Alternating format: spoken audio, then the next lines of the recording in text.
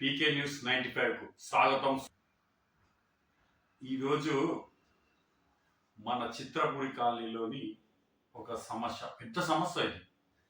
ఎందుకంటే ఈ సంస్థలో 67 ఎకరాలలో చిత్రపురి కాలనీ మొత్తం నిర్మించడం జరిగింది, కార్మికులందరికీ ఇవ్వడం జరిగింది.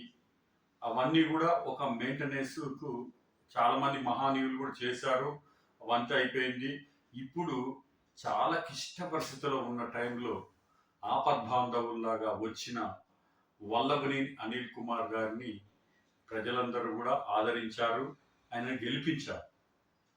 గెలిపించిన దాన్ని కిందికి ఎక్కడో ఉన్నదాన్ని దాన్ని ఒక స్థాయికి పట్టుకొచ్చిన విషయము అందరికీ తెలిసిందే.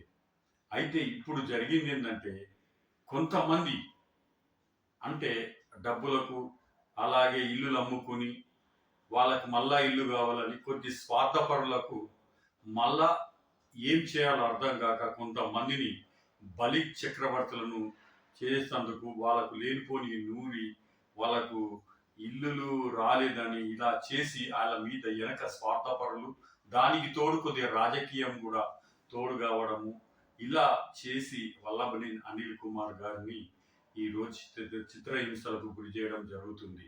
కాబట్టి ప్రజలందరూ కూడా గమనిస్తున్నారని, అలాగే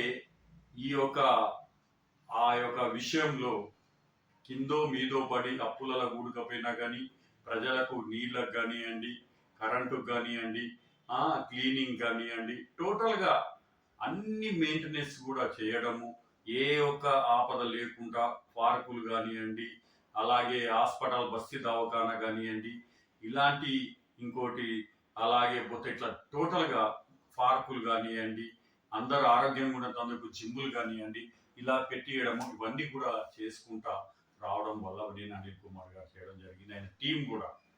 కాబట్టి దీని మీద కొంత స్వార్థపరులు ఆయన మీద కన్నేసి ఆయన చిత్రహింసలకు గురి చేస్తున్నారు. అంటే ఈ యొక్క పండ్లు ఉన్న చెట్టుకే రాళ్ల దెబ్బలు అన్నట్టు వల్లభనేని అనిల్ కుమార్కు రాళ్ల దెబ్బలు తాకుతున్నాయి. అయినా కానీ ఏమీ కాదని చిత్రపురి కాలనీ నివసించే ప్రజలు అలాగే సినిమా కార్మికులు అనుకుంటున్నారు. కాబట్టి మంచి కడిగిన ముత్యంలాగా మళ్ళా అనిల్ కుమార్ గారు వస్తారు. అందరూ కూడా ఎవరు కూడా భయపడ అవసరం లేదు, మన నాయకుడిని మేము కాపాడుకుంటామని చిత్రపురి కాలనీ ప్రజలందరూ కూడా చెప్పడం జరుగుతుంది.